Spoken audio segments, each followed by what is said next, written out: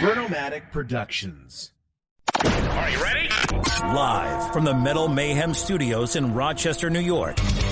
We are gold. We are gold. And heard around the world by metalheads just like you. This is Metal Mayhem ROC. Heavy metal music. Your weekly dose of metal music, interviews, album reviews, news, and more. Want to be part of the show? Send us a message through our website, metalmayhemroc.com, or hit us up on Facebook and Twitter. Search Metal Mayhem ROC. It's getting nice and heavy. And now, welcome tonight's host, John the Vernomatic Verno. Good evening, everybody. As always, Thursday nights, brand new content drops. We're in the middle of the Iron Dog days of August. Things are hotter than hell up here in Rochester, and no better way to celebrate it being hotter than hell than we have the masterminds behind Moneybag Soda, the venture that Gene Simmons of Kiss got involved with two Western New Yorkers. It's my honor and pleasure to have to Metal Mayhem ROC, Paul and Paul Janik from Moneybag Soda in Niagara Falls. Hey, guys, welcome to the show. What's going on? Thanks for having us. We're very excited. It's our honor. We're very honored to be on your show. Well, good. Let's start right from the beginning. You guys are metalheads, right? Oh, absolutely. Yeah. Okay, looks like we're about the same age here. Got to ask you your credentials. Started with Kiss. Where else do we go with the metal? Well, my brother could start with that because he's the one who got me into Kiss. Well, we're going back to 70s. I mean, obviously Judas Priest, Kiss. We got onto them. God, I'd have to say probably 75, 76. John's 5 years younger than me, so he was just a toddler at the time. Yeah, I was born in 76, so I was basically just a Kiss maniac by the time I was 3 years old. So I remember Dynasty coming out, getting the Kiss dolls, and I just, I took it to the next level probably since I was 3 years old. So it's been about 43 years of like insanity. Kiss fandom. We're all there. It's the gateway to the metal community. Sure. Quickly, what other bands are you guys into? Oh, God. From 70s, Zeppelin, Deep Purple, Jimi Hendrix, like I said, Judas Priest, AC/DC. All the standards. Okay. Absolutely. And, we're not like into the real heavy stuff. I don't really know too much about the real hardcore metal stuff, but, I grew up in the 80s. So, Motley Crue and, they were a little more hardcore. Rat. Motley Crue is a little more hardcore of the hair band, so they're always one of my favorites. Guns N' Roses, all the way up until now. I love Pearl Jam. We got into Soundgarden and Rage Against the Machine, and so. But always, I think for the both of us, really, like Kiss has been like the thing. Like a lifelong just fandom. You're certified metalheads. We can continue. Yes. Tell us how two metalheads from Western New York basically have teamed up with Gene Simmons and released a soda line. Well, we were heading up to it was Wizard World, which was in Cleveland, and it was just like it's just a normal convention, that have different celebrities at. So John and I brought our families up there because we needed our Love Gun era posters signed by Gene. We had the other members, but we said, okay, let's take a trip 3 hours away. We're going to go up and meet Gene at Wizard World. So when my son and I went up to the booth, I had asked Gene, because at the time, Kiss had put out Kiss Cola. Okay. Mm-hmm. So I mentioned it to him. I said, Gene, the Kiss Cola, I said, I don't know how involved you were with that. I said, but I'm really disappointed because the guys that did it were customers of ours and I've known them for years. I said, I'm disappointed they didn't, ask us to do it, knowing what big Kiss fans we are. So right away after I said that, Gene's just like, do you have a card? I'm like, yeah. So he goes, I got a couple ideas. He goes, I'm going to call you in a couple days. And, so I wrote my cell phone number on the card, and we went up to get our photos taken. And when we did that, I had said, Gene, don't forget to, or actually my brother said, don't forget to call us. So Gene's like, I'm going to prove it to you. So he took the card out of his pocket and he took a photo with his cell phone. And we have that all documented by a professional photographer. And so, a few days go by. It was like Sunday afternoon. and nobody ever answers the unknown, caller ID numbers. So I'm like, I'm going to answer it anyway. So I went in the bathroom where it was quiet. I don't want my dogs barking and stuff like that. So I answered it, and you hear, "Hello, Paul.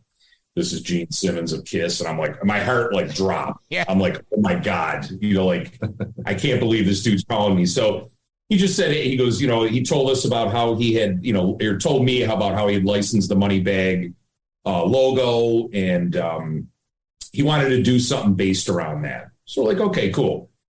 So he goes, "Send me your information." He gave me his email.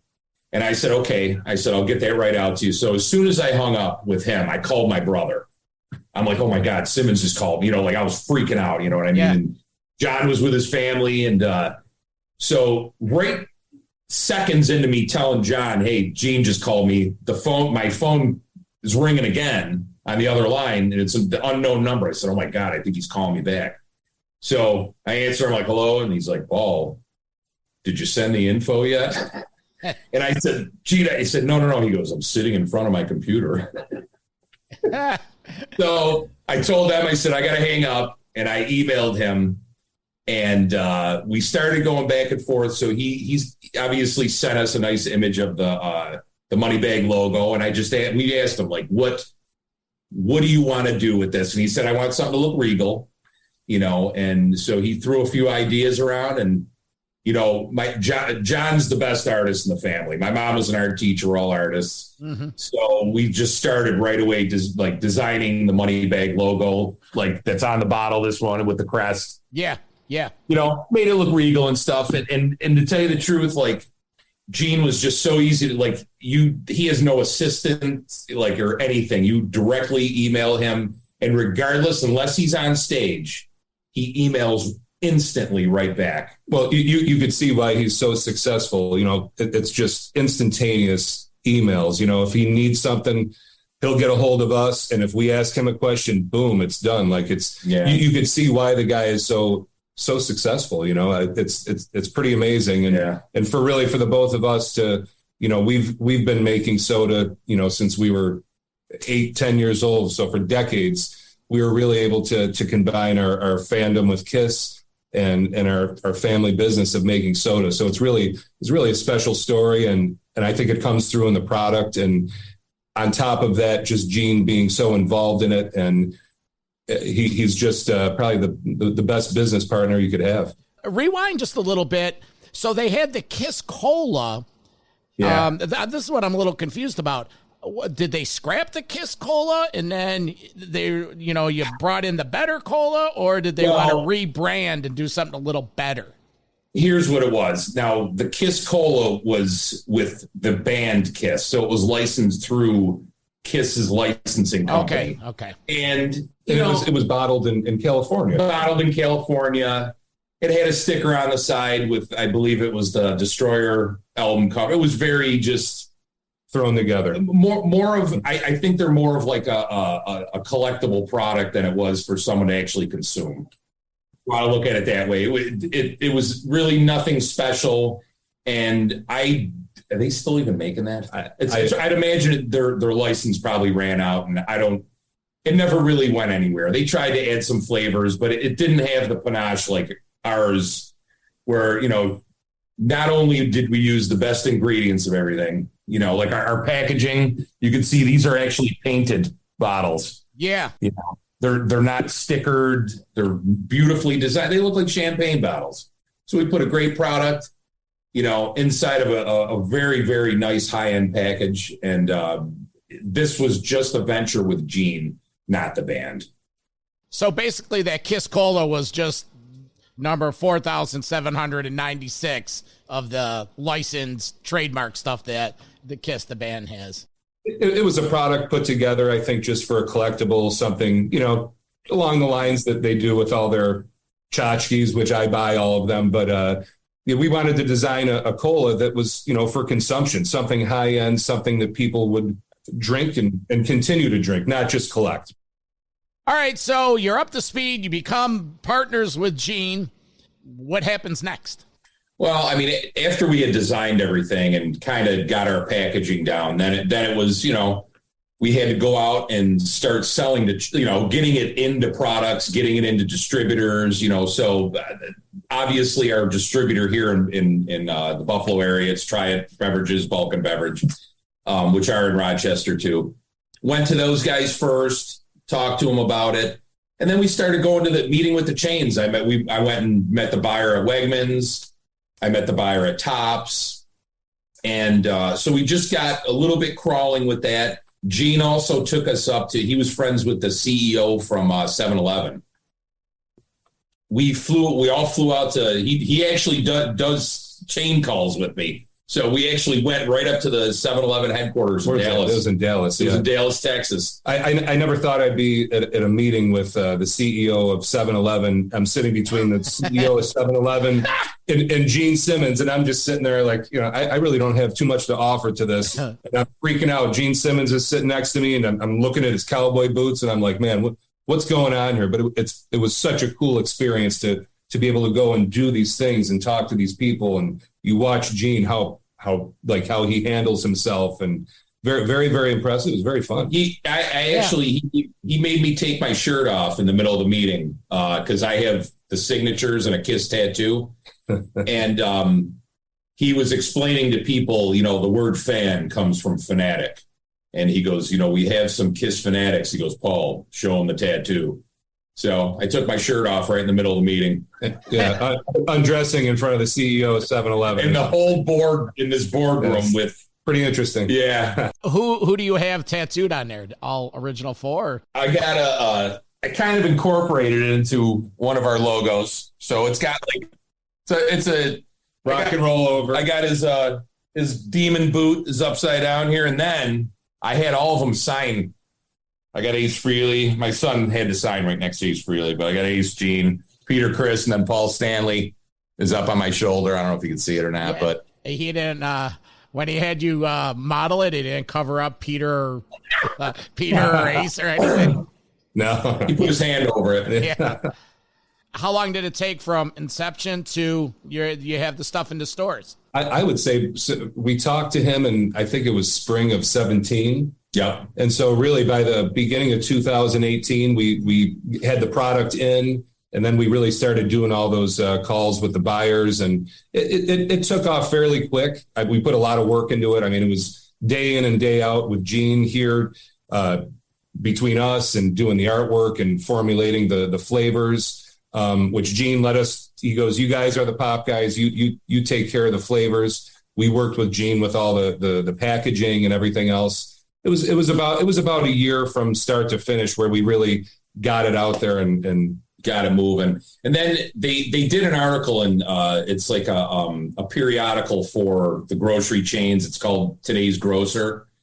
So they did a front page, Gene, a front page article. Cover article. Yeah. And once they did that, then other chains from around the country caught on to it. So it got us into other chains, like we're in Hy-Vee, like out in the Midwest, we're out in some out Washington area and stuff like that. And it also got us into other distributors that supply like grocery stores, candy chains and stuff like that, which pretty much ship, across the country. It actually got its way out into other countries. How, I don't know, but we had recently gotten an email from a guy from Norway, and he was asking about, and I get all kinds of emails, people asking like questions and stuff, but this guy was from Norway. He wanted to know if they could export the product to there. And I said, absolutely. I didn't hear from the guy for about I'd say probably a year. And he actually ended up coming here about a month ago and was driving through the area. He was going to the F1 races out in Montreal. Toured our facility, tried all the sodas. And these guys were so, they registered right away. We registered everything. It's for Norway, Denmark, and Sweden. And this guy owns this huge distribution company that services all the commissaries through the country and everything else. And he, where he found it was in Dusseldorf. He said in Germany, he paid 15 euros for one bottle. Was it because it was a Gene product, or is the soda standing on its own, the quality of the soda? I think a lot of people probably go into it thinking, it's just some hokey, just, slap a name on it. I've had people email me and telling Gene to F off because they wanted to hate the product, but they loved it. and Gene, he won't mince words. When first time he tried it, was there any kickback? Did he say ginger's good, the root beer needs work, and the cola is outstanding? No, I think what did he say? He said like the only thing that's better is sex or something. I don't know. He said something along those lines, and we started laughing. But no, he loved it right off the bat. My brother Paul and I, we in our family, we've been doing soda since 1935. So we're third generation bottlers, and we're not just throwing something together without any experience. Yeah. It's having someone else bottle it. We actually run the line. We've done everything. Every step of the way between design, just everything. And we actually bottle it here too. We run the line. We do it all. Yeah. Has any other outlets reached out to you because of the success of working with Gene? There have been other like celebrities. They weren't necessarily music personalities, but yes, there was other celebrities that reached out looking to do different things. And, people don't realize what's involved with making a beverage. I mean, there's just so much behind it. Once I think people hear about it, they're like, they kind of shy away. But yeah, there have been other celebrities that reached out, that nothing that really panned out. But definitely, yeah. I did listen. I was at one of Gene's Vault. He was doing a tour for his Vault box set, and Vinnie Vincent asked me to do a Vinnie soda. And I paid him for an autograph, and I never got it. That sounds about right. Yeah. Is there any competition, if you will, or you guys are soda guys, like you said, third generation? Yeah. Is there any other celebrity sodas out there? Like, has people started getting on the bandwagon, if you will, or? Nah, I mean, here's what you see a lot what the celebrities do. None of them really even mess with the soda. They're all either energy drinks, and I see a lot of them. I seen like Nicki Minaj and a few other people. I think it was the one that dates the Kardashian girl. Travis Scott, maybe? Travis Scott. Yeah. He did like one of those hard seltzers. Okay. So, yeah, no one's really doing the sodas, though. You don't see anyone. Let's talk a little bit about your involvement in it. Are you just supplying the soda, or is it a more detailed relationship? No, I mean, basically, we own the product. Okay. Gene obviously gives us a license to have his image and his thing on it. So he gets royalties from it, but just like I said, involvement, he's in every part of it now. You know what I mean? Business wise, like it's just, there's no, nothing we have to go through anybody else with. It's just us and him. That's really it. What's next? With more flavors? Yes. Yeah, we're looking into doing a blood orange, which obviously that's a no-brainer with Gene. Blood orange, and we're doing like a citrusy type flavor with something bright with bright colors, great flavors, like a dew flavor.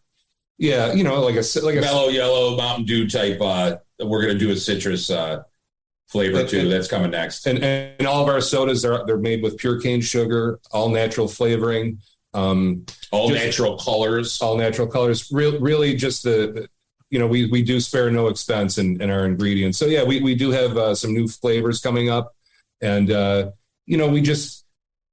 heard that Kiss is going to be adding another 100 shows to their tour. So really that works out for us because Gene allows us to go to the different, cities that they're in. If there's distributors there or buyers for any customers, he'll accommodate them and bring them backstage and take them to the shows. And that just gets people excited. And it works out for us too, because we get to see a Kiss concert too, right? Yeah. The more the better.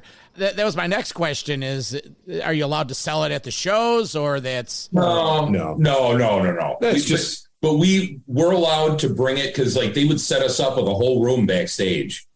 So, we're allowed to bring the sodas in. And I mean, Paul Stanley's coming to the meetings and they know Paul and Doc McGee and those guys all know who we are because obviously Gene talks about us and they obviously want to make sure that we're okay because, they're giving us access to this multi-million-dollar machine, to be allowed to go in the backstage area and walk around and stuff and bring people back there. So they've all been great. They all know about us and they have no problems. It's pretty interesting when you're backstage and Paul Stanley comes up to you and says, "Hey, I'm Paul. How you doing?" Yeah. And I'm like, "Oh my gosh, Paul Stanley." He's like, could I get you something to drink? Could I get you something to eat?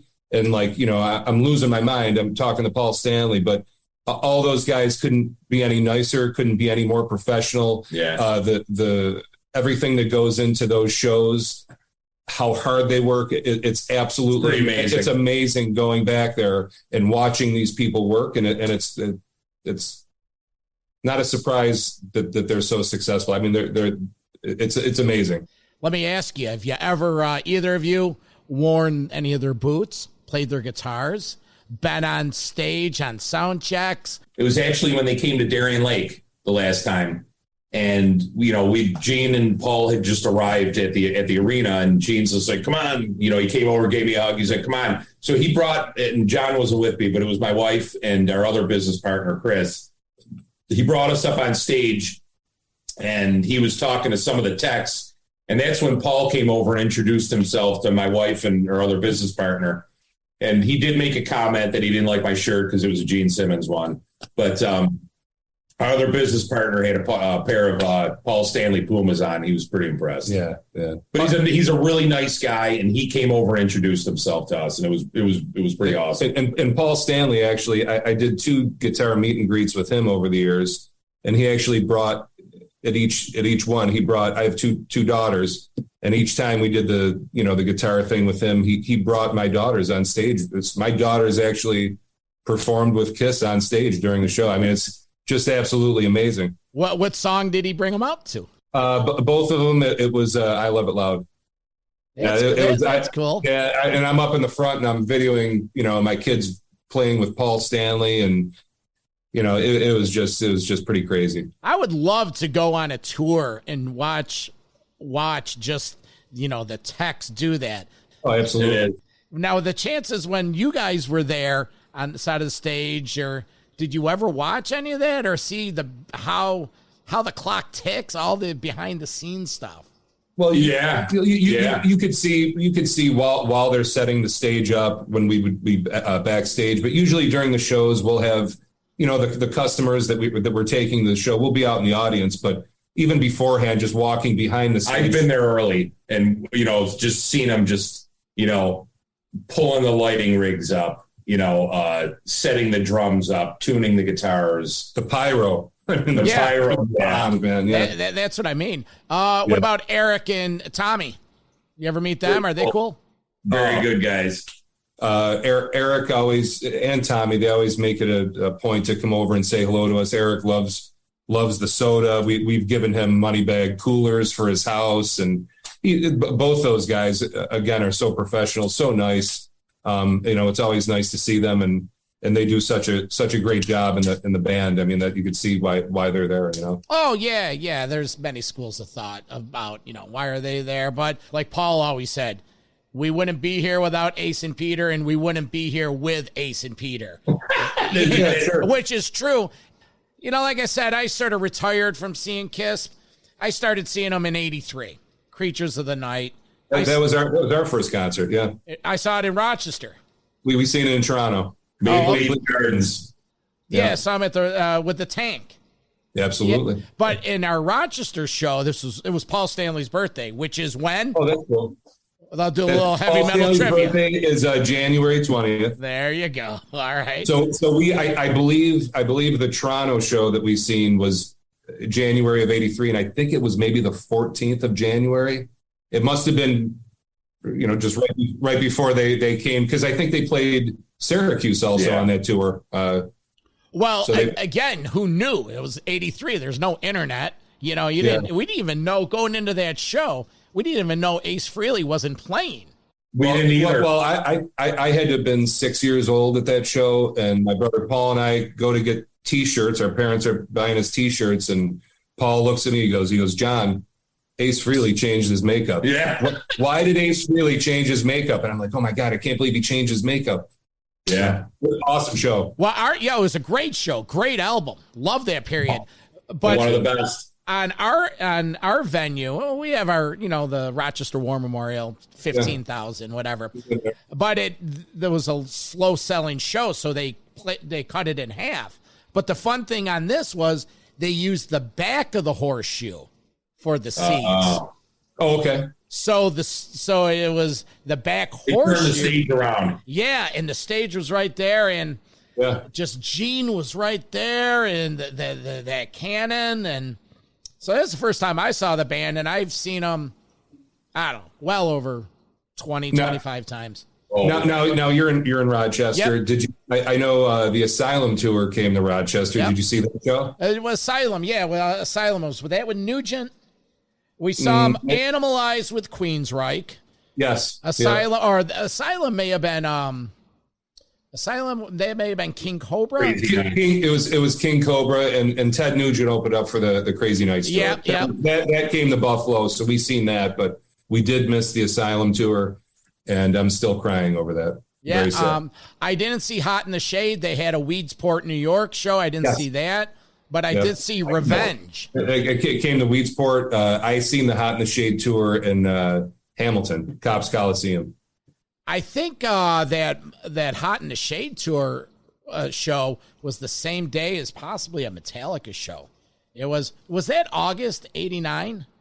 For Hot in the Shade? Yeah, Weedsport. Hot in the Shade. I think the one I seen, it was in 1990, and I believe it was in October of 90. Okay, because I saw Revenge in Binghamton. Nice. Yeah, there was...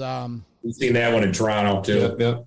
Oh, you guys are in... where are you guys? Niagara Falls, New York? Yeah, so we're like right in between Toronto, Rochester. So we're kind of like right in there. So any of the shows that would come around, we try to get to them all, Oh, sure. I graduated high school in '86, and I spent a year in Toronto at a recording arts school.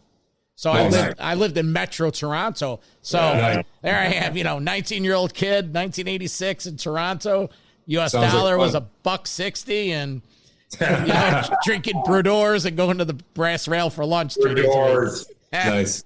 Now you're going back, man. I remember them. Yeah. So, all right. Well, you know what? Moneybags Soda is the brand.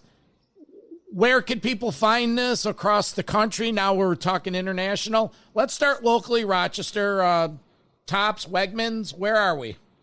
Tops, Wegmans, a lot of, independents. I don't know, because we don't actually distribute it ourselves. So I don't know, like, all the local places that they're at. But, hey, listen, if you go to your local candy store or ice cream shop or sandwich shop, and they don't have money back, request it. You got to ask for it. You got to request it. Can people buy online? Yes. It's available at moneybagsodas.com. Okay. And we have nice money bag shippers that we designed, and it holds 16 bottles, and you can choose from all the flavors, and you can purchase it right on our website. Yeah. Moneybagsodas.com. When was the last time you talked to Gene? Last week. We talked to him quite frequently. Gene, actually, the last time they played Buffalo at the arena, my brother Paul and I took him to Topps headquarters, Topps Friendly Markets, and he met all the managers. And then after that meeting, Gene came back to my house, and all the while he was being filmed by a Japanese film crew they did a documentary. They did a documentary on him. So. Mm-hmm. So I have Gene Simmons at my house doing interviews for a Japanese television station, and it was cool. He's just, we're working right with him. So, and right after we were done, before I drove him back to the airport to leave, we brought him next because my parents live. We all live in the same neighborhood in the same subdivision, but John lives right next door to my parents. Mm-hmm. So I said, "Hey, can we go surprise my mom?" He's like, "Sure." And now I walked in, my brother walks in, my mom's like, "Oh, you guys," we're all dressed up, and then in comes Gene, and then there's the guy with the boom mic, the whole recording thing. They all come filtered in. My mom wanted it. It was a great experience. We got it all on video, and it was pretty cool. Is there ever a time in your relationship with Gene where it's not on camera mode, where he's not on? A lot, most of it. Yeah, definitely most of it. And he's how you see him. Like if you ever watched his reality show, just like he's probably one of the most laid back. Like nothing bothers him. He'll let you know if something's wrong, and he'll get it done right away and wants you to get it done right away. But he's a really, I just think that he's just been around so many yes people and stuff like that. I don't think he really a lot went out and did stuff with people. Like he would always go back to his hotel room. But with us, we're always with our families, and he likes to hang out and just, talk music, art, just have intelligent, nice conversations. You know what I mean? He really enjoys that. And we've done a lot. He's told us we're his friends. I've been to his house. He's been to our houses. I have a cell phone number. He texts me in the middle of the night to show me how big his crowd was at the concert. Yeah, it's crazy. Yeah, but he loves my brother and I, and he likes hanging out with us, and we have a great time with him. Yeah, that's where I was getting at, the real human interaction, yes. Like to the point where, no disrespect to Gene, but can you, in a brother kind of good friend kind of way, say, I don't know, dude, that really wasn't that cool, or maybe that really wasn't that good, or that song. He likes that. When we tell him, hey man, you got say if something has to be done different or we don't agree with him, he actually accepts that, as long as it's not some, thing that doesn't make sense.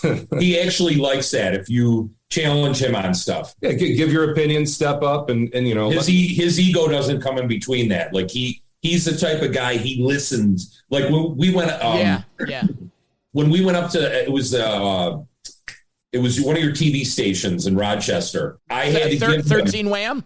I can't remember what channel it was. Did you work with Mike DeGiorgio? I can't remember. I think it was because Mike's a friend of mine, and he's the EP of the morning show. Yeah, it was on that morning. Yeah, so he hung out. And we went up, before we went up there, he always likes hearing history of local things. And I had to give him the whole history on garbage plates. And he went on the show and talked about garbage plates. Have you had garbage plates? I'm assuming you know what a garbage plate is, right? I mean, yeah, Rochester. I grew up here. He loves all the local lore, and he liked the story behind them about how it was, the Greek guys and how they made that so people could eat for cheap. He went through the whole history when he went on that show, and he took it in and remembered it. That's smart dude. Yeah, he listens a lot, to everybody. Very generous guy too, but he always listens. And that was the one thing, when we first started, he went to, his CEO friend at 7-Eleven and stuff like that. And he sees how tough it is going through different, the levels of command. And it's not easy. You could have somebody say, yeah, we'll bring your product in. But after is just following through and pushing the people to get it in and blah, blah, blah. He just said, he goes, Paul, I'm from here on in, I'm leaving it up to you. He goes, you're the expert. You know how to handle this. I did, and he goes, that's it. We run everything by him, but he lets us, do our thing.